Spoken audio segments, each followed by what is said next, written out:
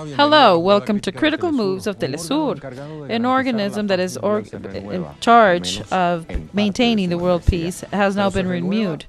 But now it's renewed on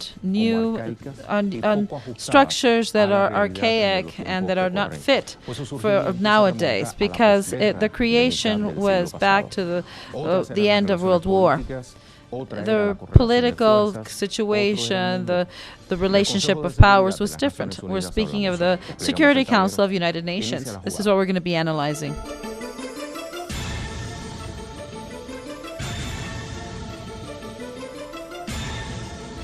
The yearly election of the non-permanent members of the Security Council coincided with that of the new President of the General Assembly and with that of the members of the Economic Council. This was, for the first time, it didn't coincide with the annual session of United Nations. Let's see the reactions after knowing the first results. Once obtained the majority necessary of 2/3 of those present, the election has set India, Ireland, Mexico, Norway as members of the Security Council for a mandate of 2 years that begins from January 21. I have nothing to express but respect for my two competitors, Ireland and Norway, that have shown a compromise. There is no doubt about it, and it's unfortunate that we have to compete against friends for this. But we know that Canada has a particular capacity to call upon other voices so we can advance in a way that interconnects many countries. A voice that has been consistent in its values. We need to have strong voices that speak for those who cannot. I am truly delighted that India has been elected as a non-permanent member of the Security Council for the years 2021-2023. And we have been touched by all of the trust that the members of United Nations has put on India. This election, what it does is to support Narendra Modi, then his support to his work. India will become member of the Security Council in a pivotal moment, and we are sure that before COVID and after COVID, India will keep on providing leadership and orientation for a multilateral system. The Foreign Affairs Minister of Mexico has also some statements after knowing the results in the Security Council. Let's see his statements on Twitter. The first one says, "I have the honor to inform that Mexico has been elected by 187 votes as member of the Security Council of United Nations. This is a great recognition to our country and all around the world." In a second tweet, he says, "Mexico thanks the support of 187 countries that supported it to be part of the Security Council. Our gratitude and recognition." Let's see a map of this organism that belongs to the United Nations systems, on which today we're focusing. Security Council of United Nations. It's an organ that guarantees peace. This is the instance of United Nations that has an objective to look after the preservation of peace and international security according to the UN Charter. The history goes back to 1945 when in Dan Burton Oaks in Washington, the world powers decided to create a structure for a world organization where there was going to be a Security Council. However, it was signed until 1945 with the approval of the UN Charter, although the Security Council had its first session on January 17 of 1946 in London. The main headquarters in New York in the United States. And the members are United Nations, UK, France, China, and Russia. This has to do with the correlation of forces once the Second World War was over. These are the only countries that have the veto power, and the 10 not permanent members are rotated every 2 years, and every year 5 seats are renovated. The election has to be done by 2/3 of the people in the room. Africa has 3, Latin American 2, Asia 2, Europe 2, West Europe 1. And one member has to be part of the Arab world. As a difference of other entities that can only give recommendation, the Security Council is an organ with capacity to make decisions that can later be contained in resolutions that are obligatory. Every member has a vote, and according to Article 27 of the UN Charter, they have any proposal that will become a decision needs at least 6 votes. That the fact that only one member activates its veto is enough for the proposal not to pass, even if they had the 9 votes. However, the procedure aspects cannot be put to veto. This veto can also be used to block the election of a general secretary. However, it is not a veto of resolution because the Security Council only does a recommendation to the General Assembly. This organism can stop the use of force and can also impose embargoes as a measure of pressure. This power has been harshly criticized because through it there has been done away for wars such as NATO on Libya in 2011, the balkanization of Palestine on behalf of Israel, and it has done nothing with the human rights violation in Pakistan.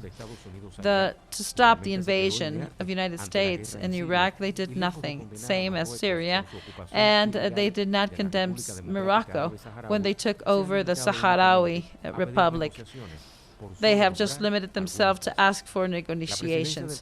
The presidency of the Council rotates monthly, and this is done in alphabetical order with the names of the countries.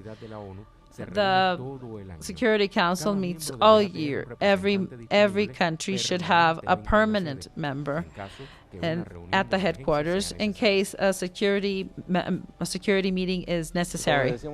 As we said at the beginning of the program, just as according to the schedule, there were 5 new members that were renovated. Let's see who was elected.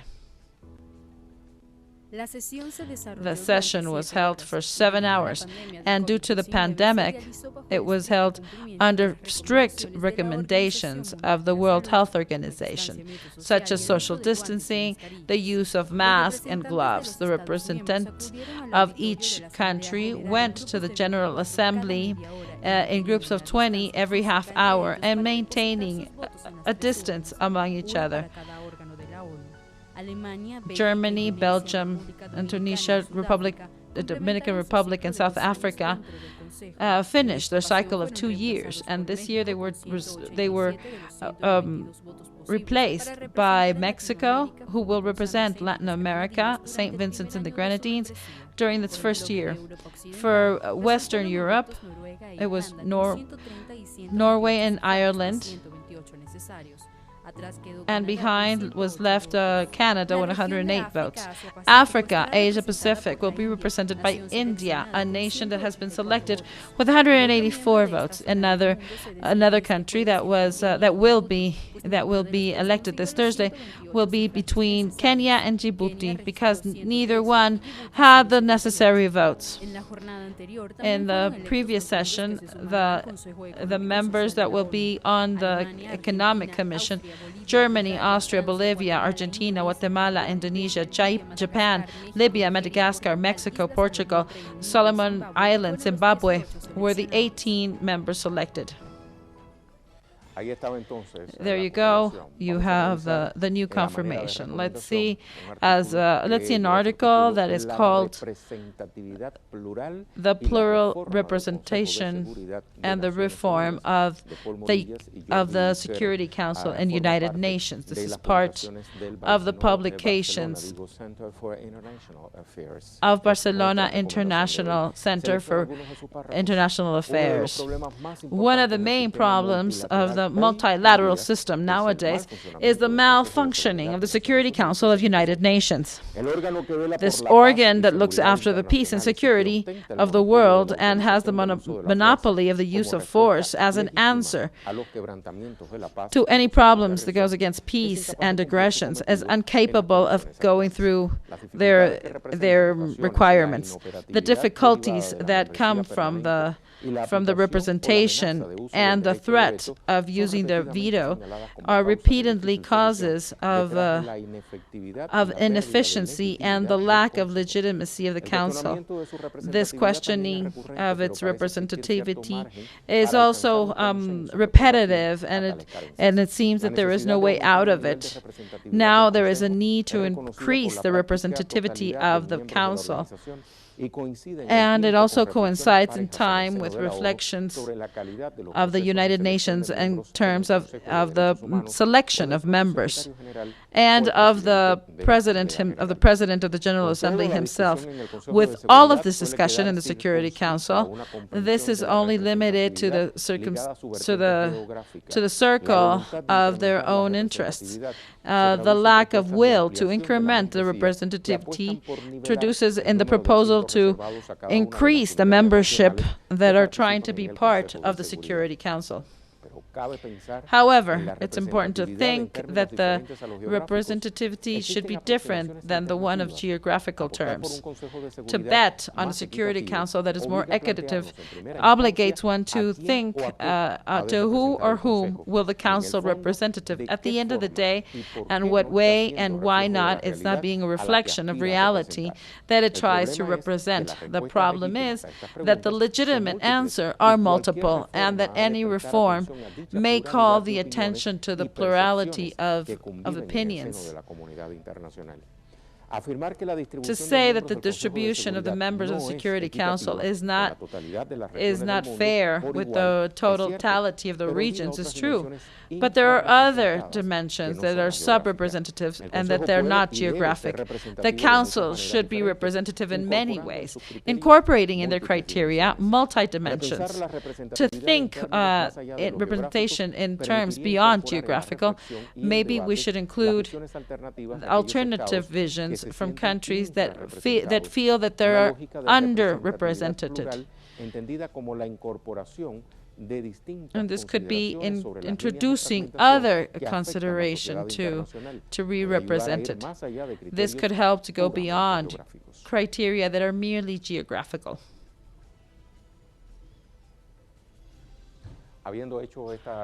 Having done this recommendation, I submit to you our question of the day so you can participate with us.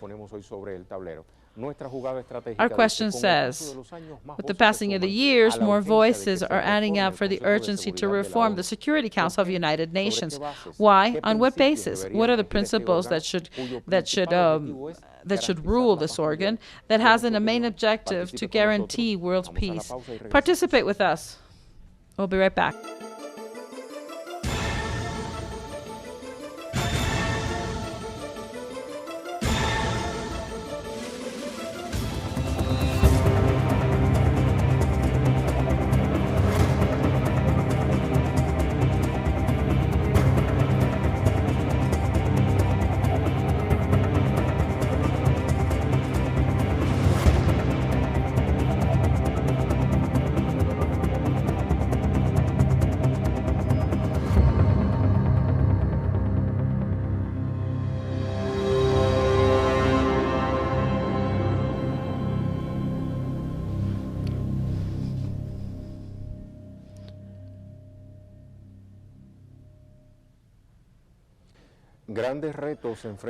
Big challenges are up ahead for the Security Council of the United Nations. Let's see some of them. The Security Council of the United Nations makes a call for the parties in conflict to solve it in a pacific way, and it proposes some solutions. However, the vetoes and solutions upon the members make it difficult to bring together the parties. Russia and China are trying to stop the interference of United States and other countries like France, United States, that are trying to impose their hegemonic interests. In the Middle East, we have the vetoes of the United States in a unilateral way. And the way Israel attacks the Palestinians. Every time more, there is a call for going after the terrorists, such in the case of Lebanon and Syria. The activities of the terrorism are still ongoing. Another challenge is the policy of the United States that provokes confrontations and that provokes many vetoes. A clear example is the negativity of the Trump government that was asking for a ceasefire so they can maintain a strong struggle against COVID. So the rest of the members were unable to go forward because of the veto of the United States. Let's not forget that the United States has had some attacks against Venezuela during the COVID-19. Analysts agree that there must be a reform on the membership of the United Nations Security Council, so this could be more transparent and representative of the world interests nowadays. And there should be a revision of the seats of permanent and non-permanent members, and those who have a veto and those who not. Having reviewed all these challenges, let's go to our first part of the analysis from Mexico. We have Adalberto Santana. He's an investigator from the UNAM, and from Argentina, Mariano del Popo, who's an expert in security matters. I would like to thank you both for coming on our program. Let's begin with Dr. Santana. Doctor, how is it up until now the Security Council of United Nations? Do you agree that this organism is now left back in time, considering the urgencies that we have nowadays? Thank you, Ray. Hello, greetings. In fact, every organ, especially of United Nations, could be perfectible. And in this sense, the position of the new members of the Security Council, the 5 that have been elected, we have India, Norway, Ireland, and Mexico that are 4, and they can have initiatives to propose that the organism be more including. It's important to say that Mexico had the highest votes and has the support of the majority of the Latin American countries. This is a very important region in the international concert. So this would allow to carry out a proposal of this nature. Above all, to take away the veto that many times the great powers have. This is France, UK, United States, and this is why they stop decisions that are important for the rest of the world. And in this sense, they can be perfectible, the situation, if the new members, plus the other 5 that are not permanent members, collaborate, so there can be a better representation, and we can attain the objectives of developing peace all around the world. Okay, let's speak about Mexico some more minutes later on. And I would like to congratulate you because your country has been selected as one of the members. However, let us go now to Mariano del Popolo. He's an expert on security matters.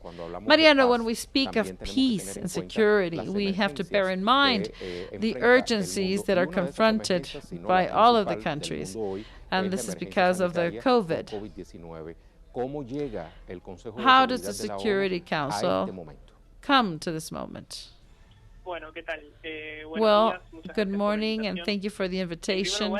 First of all, it's important to say that we are faced with a Security Council that has a new composition, and it will confront The main challenge, this is going to be to try to avoid the paralysis that we have now as a lack of agreement with the permanent members, especially the United States, Russia, and China, because in terms of security, the latter were not able to find consensus with the first. And this brings us to an unsustainable situation. And right now, the situation that the world is going through with the pandemic will be one of the topics that will be discussed in the Security Council. A Security Council that, as we said, has a lot of challenges and particularly has brought forth members with a lot of intention, and particularly Mexico, India, with the intention to fly. And in terms of the pandemic, I think there will also be confronted positions. One of the topics, without a doubt, is the security members to stop this pandemic. Another thing that can arrive is the vaccine and its property. I think there we're going to have different points of view. Many members will go for an idea that this vaccine is of a private property and that be under the tutelage of the pharmaceuticals, and the other group that will think it's a common good. This is what China said, that in case that they discover the vaccine, they would prioritize that this become a public good. In this sense, Mexico and Norway have a lot to add when it comes to investigation and development of the vaccines. So without a doubt, the coronavirus is a topic of the Security Council that additionally already mentioned it. And now we've seen a session that was totally different. First of all, because of the distance that was supposed to be maintained. We see United Nations that is almost empty. And to conclude, there is no way that the Security Council is not present in the upcoming sessions. And we think that this new membership of Norway, Ireland, India, and Mexico will bring to the table many interesting discussions. Thank you, Mariano. Based on everything that Mariano has said, I want to ask Dr. Adalberto, Mexico, India, Norway, how can they mark the difference in this new period of the Security Council? Well, I think that without a doubt, the Mexican politics will be very important because it has the addition of many countries that are those of Latin America plus the Caribbean, and the others that can make alliances in other regions of the world. And also with the composition of what India represents. Let's not forget, this is the most populated country in the world, and Norway, that has carried out a social distancing. For example, Norway was part of the negotiations for the peace in Colombia. So they know exactly what the countries are needing, including Ireland, that is also part of these new members of the Security Council. And we can think that Mexico can increase its posture by also speaking of the self-determination of its country and the pacification that are topics that are common to many countries. And here is where there will be a confrontation with the imperialistic countries, especially the United States.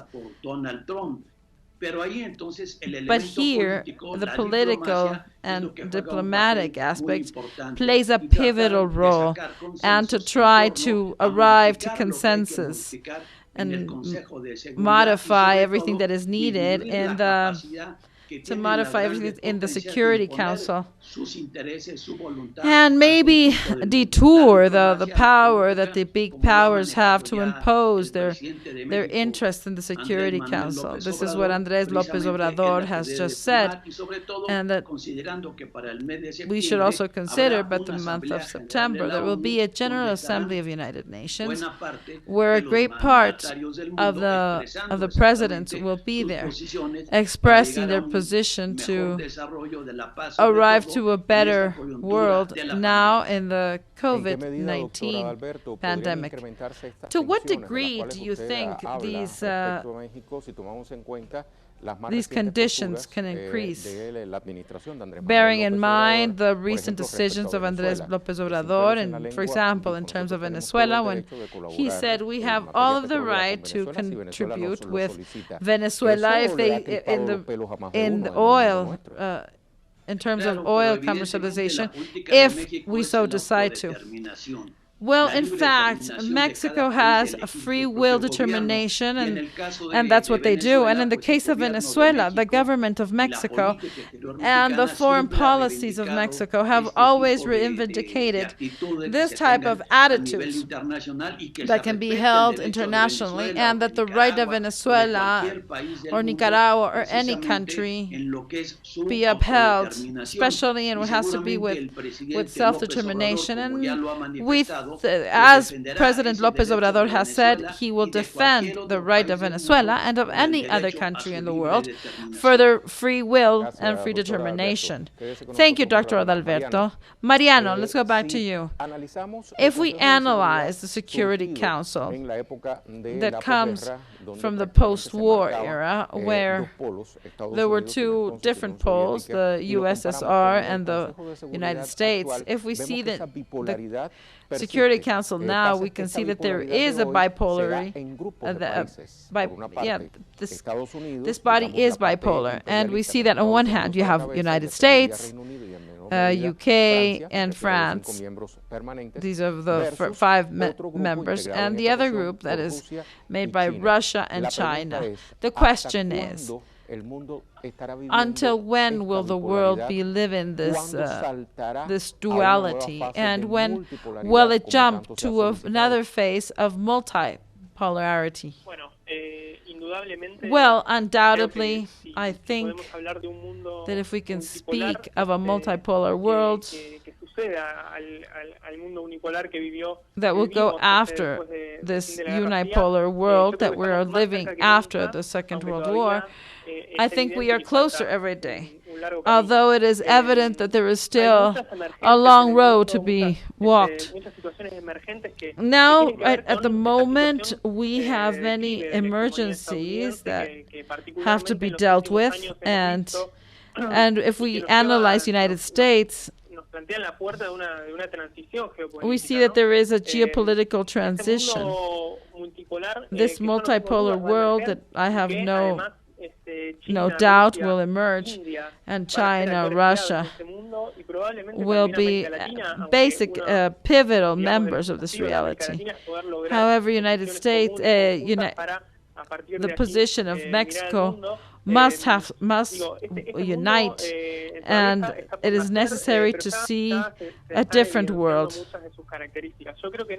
This world has yet to be formed so it can walk out and express itself.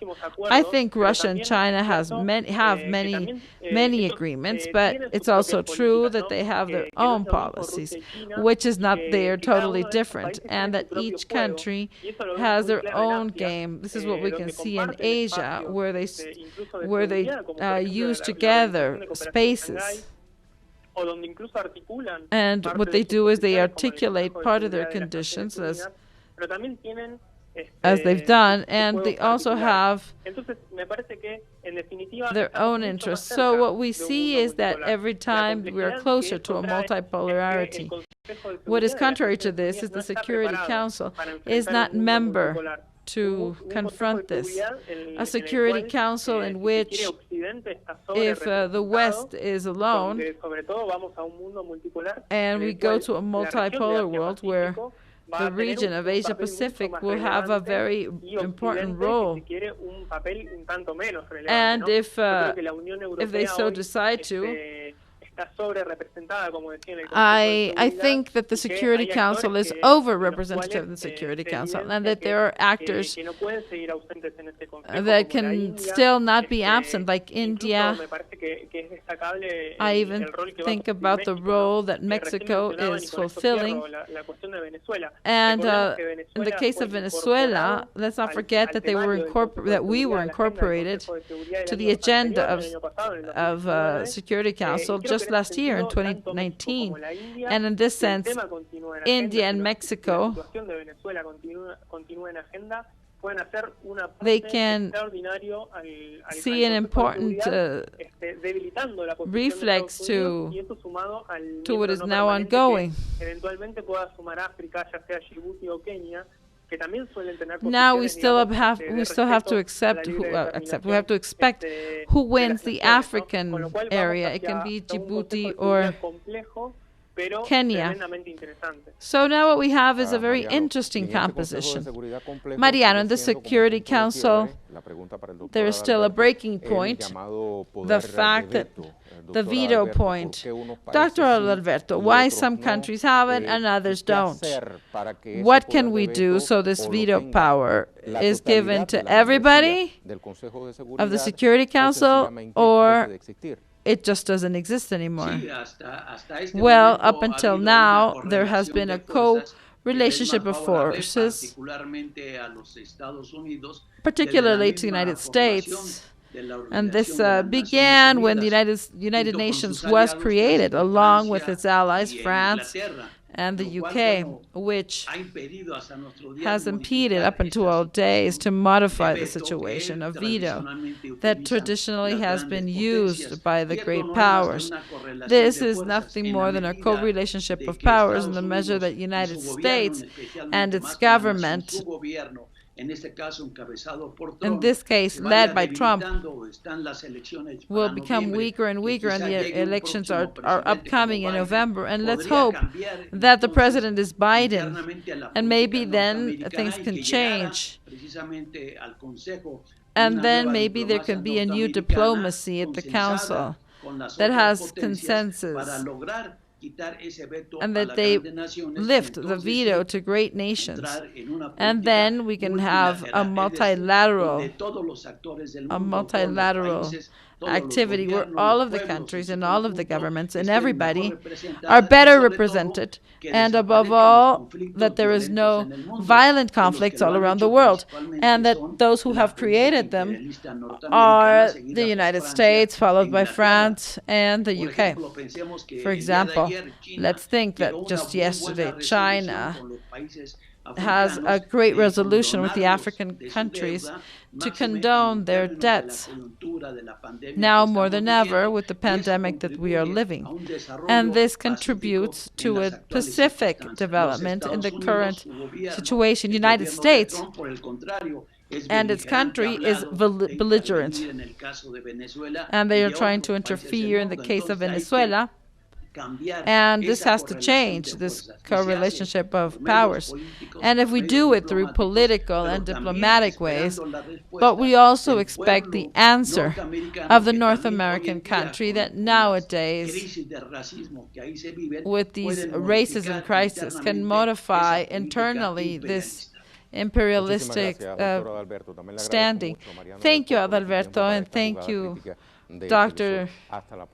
Adalberto. Let's go to our next pause. Remember, we have the question of the day, through which you can participate with us. The question is, with the passing of the years, more voices are adding to the need to reform the Security Council of United Nations. Why? On what basis? What are the principles that should lead this organ that has a main objective to guarantee world peace? We'll be right back in a minute.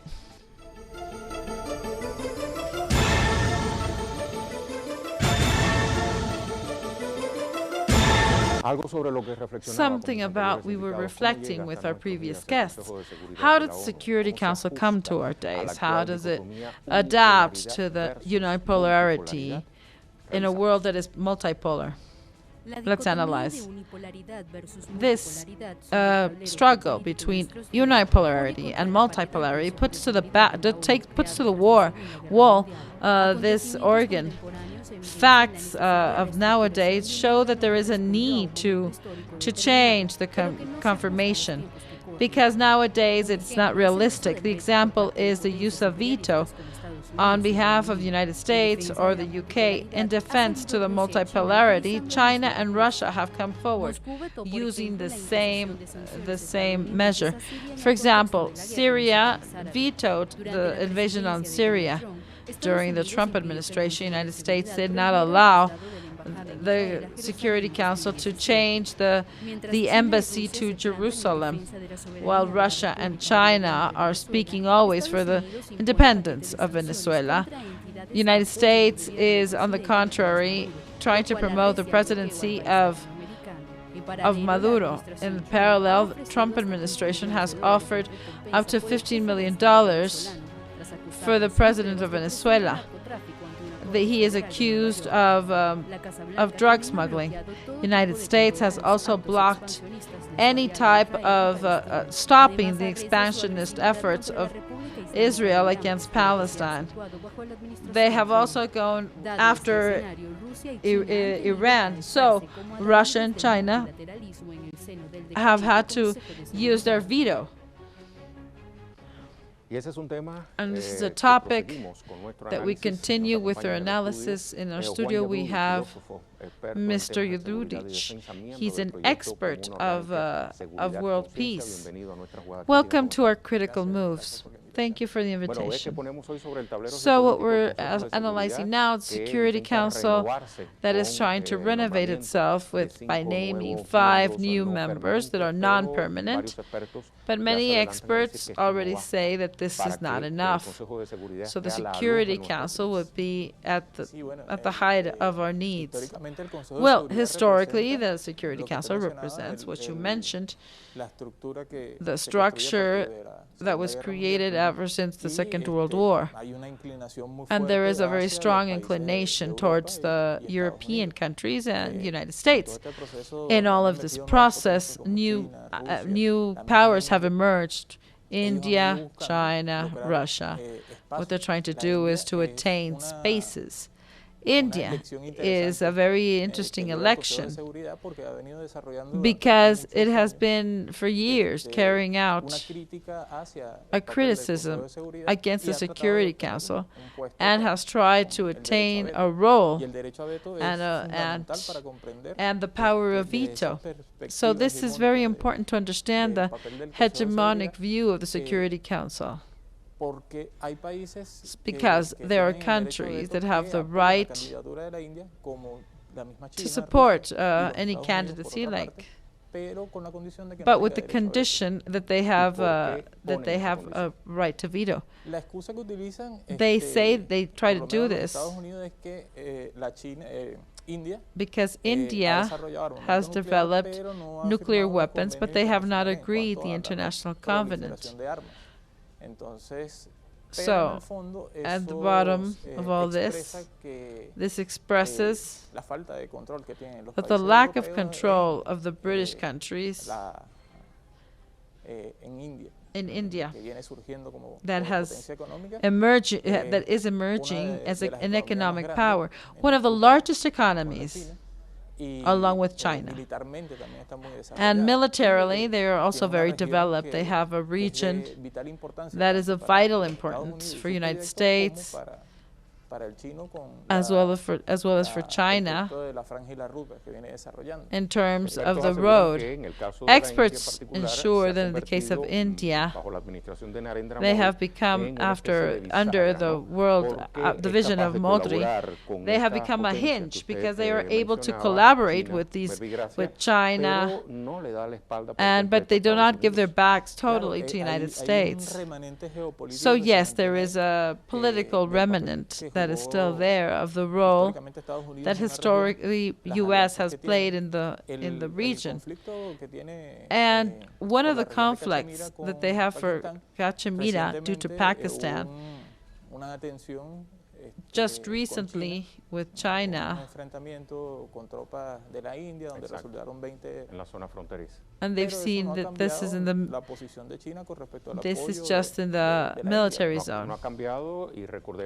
And this has not changed. And let's not forget that in a previous visit that the Prime Minister Modi held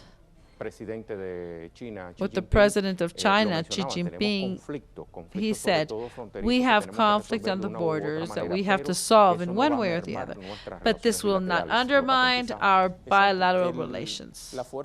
So the force that China has been doing everything, especially the global route, has to do that India and they have many commercial relations, and that it's evident the decadency of the West. So before we go to the decadency of the West, let me ask you, what measures do you think have the member of India being part of the BRICS has had any influence? Well, the position of multilateralism comes from way back in India, and the criticism to how old this is of United Nations system in itself. We have seen little examples. Let's not forget Munich.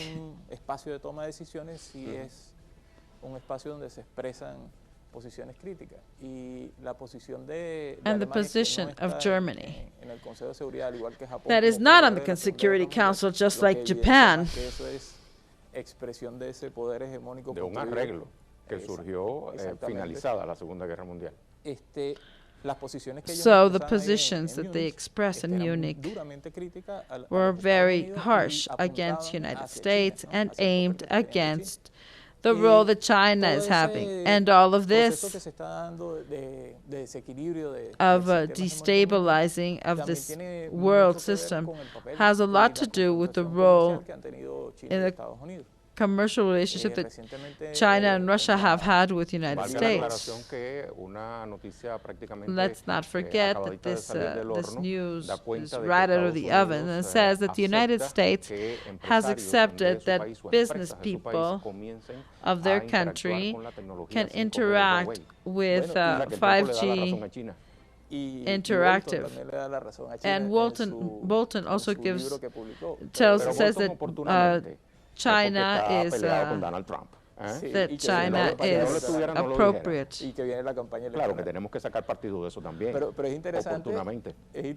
It's very interesting what he reveals based on the position of China, of this country towards China.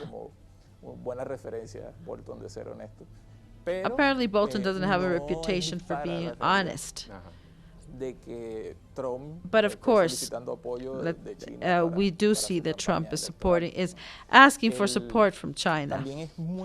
It is also important and very interesting that you can play, above all, with the destabilization in the agenda of the United States in terms of. And Mexico is a geostrategical entity because they are the south border with Mexico. And for the last times, Donald Trump has been pressuring the Mexican government on migration topics and the construction of this famous wall.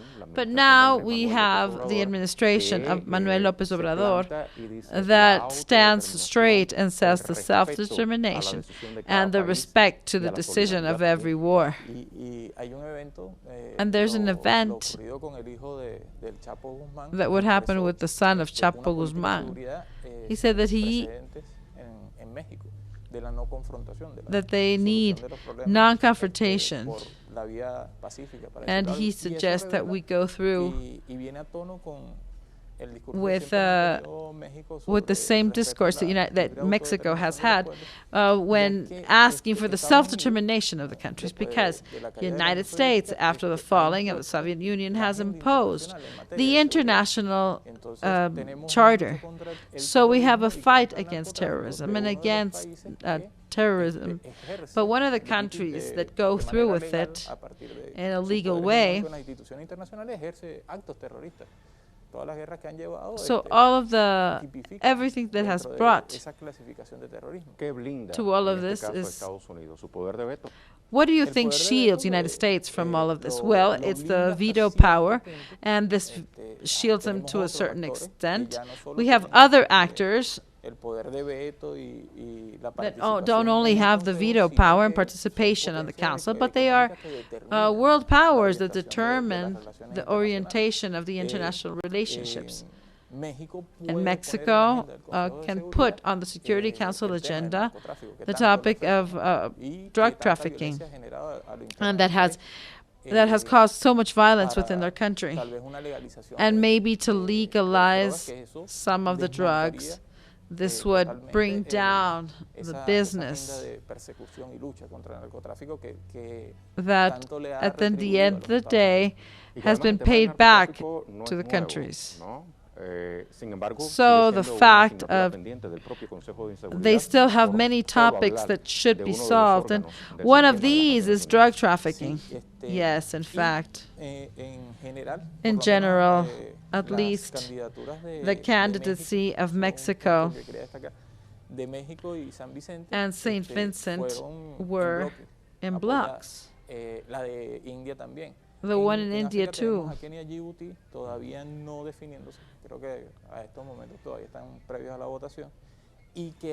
And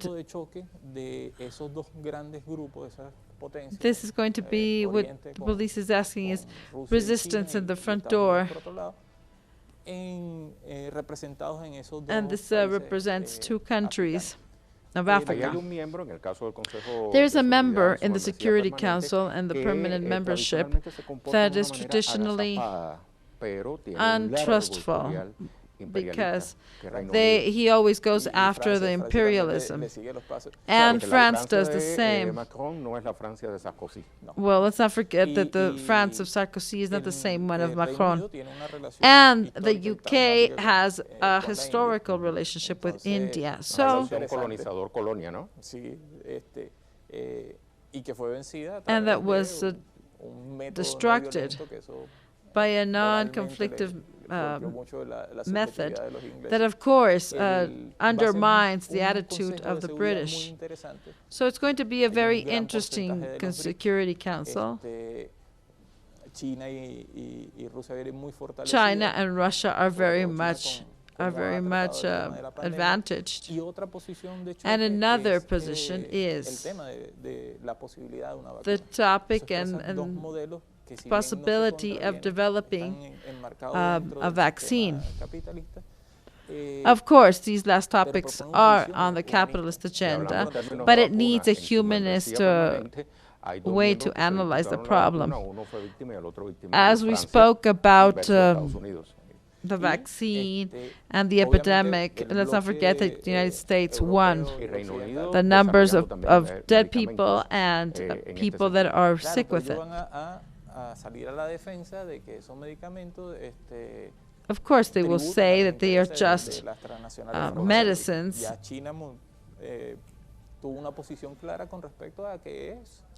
Well, China has a clear position that this is a problem that is a global problem, and that solidarity with the other countries of the world is necessary. So this is a very interesting time to assimilate, because this is done in historical times. One would wish that there are no drastic changes. However, it is a great advance what just happened today.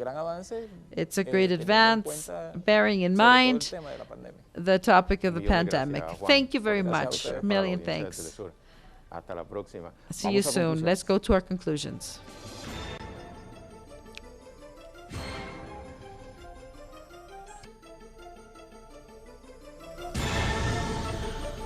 In a world where the dynamic is put to test with the current pandemic, it is important more than ever to reform the Security Council of United Nations. And for this, it's important to bear in mind the plurality based not only on the representation of a geography, but also geopoliticals and geostrategic and geocultural, that the decisions of world stability may take today the decisions, but not leaving behind our previous discussions, leaving behind the vote of strong groups like that of Venezuela, Iran, South Africa. This is the best way to see how this system of the United Nations has been left back. So naming non-permanent members is important, but it doesn't solve the permanent problems. To maintain this is answering to questions of the post-war humanity, but not ours. This is all for today. Thank you.